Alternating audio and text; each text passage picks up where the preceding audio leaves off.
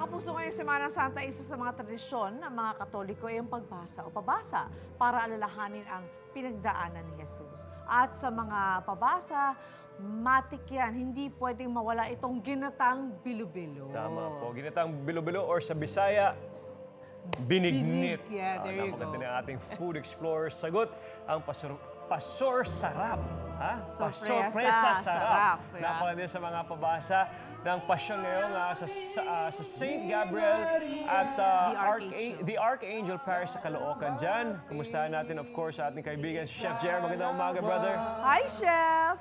Ay tumugon Busy siya, busy. kapag daka sa anghel na embahada. Ito ang ipinagbagya.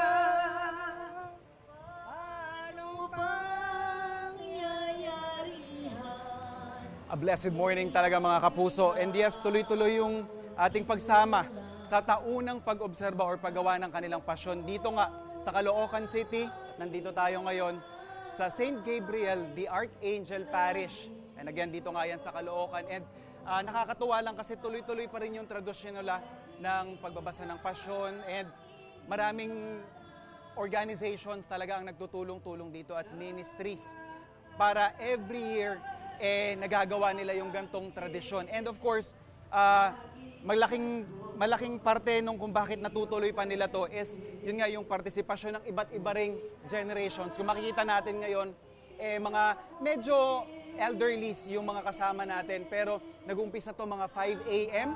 at tuloy-tuloy yan. Mamaya naman mga bandang gabi, yung mga kabataan naman daw nakakwentuhan natin si Father. And of course, 1 hour yan kada grupo.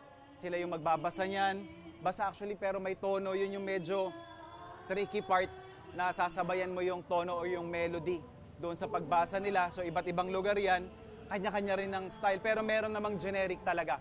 So doon sa mga interesado, more than willing din silang mag-accept para maturuan nga sila kung paano yung tamang practice or yung melody doon sa pagbasa. Medyo kinakapa ako pa pero after 1 hour, importante rin na may merienda yung mga nagbabasa ng pasyon.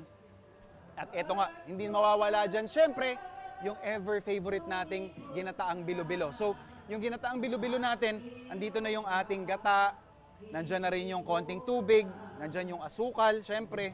So, kumbaga, tinitimplahan na natin yan. So, lalagyan lang din natin yan ng pandan.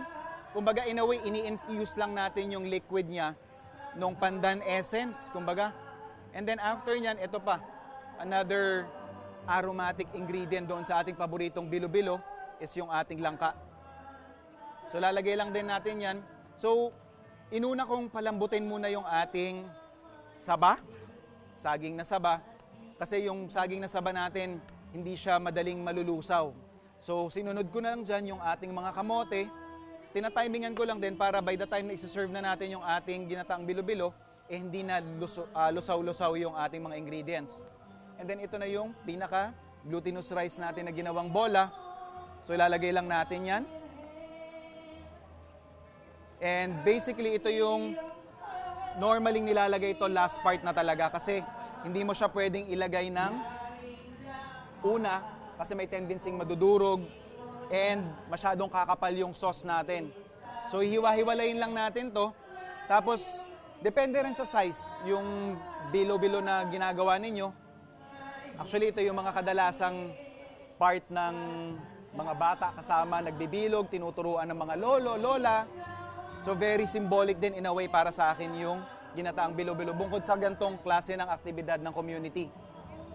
Ito yung mga kinalakihan natin na matik nga before pag Lunes Santo, automatic wala ng trabaho yung mga tao.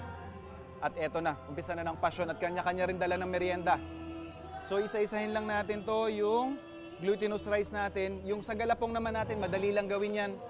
Wala actually exact measurement ito. Eyeball nyo lang yung texture niya na hindi siya masyadong lusaw, hindi rin masyadong nagka-crack agad. So typically ito, malalaman ninyong luto na yung bilo-bilo natin o yung glutinous rice balls natin kapag nag-umpisa ng naglutangan yan. Yan.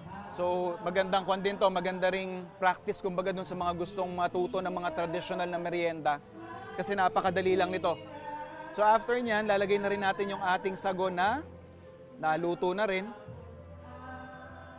And then this would take us around siguro mga at least 10 to 15 minutes bago natin siya ma-serve. Pwede nyo nang i-adjust yung seasoning nito or yung timpla nito actually bago natin siya i-serve. And more or less mga 10 to 15 minutes, ito yung ating kalalabasan. So andito yung ating, ayan o.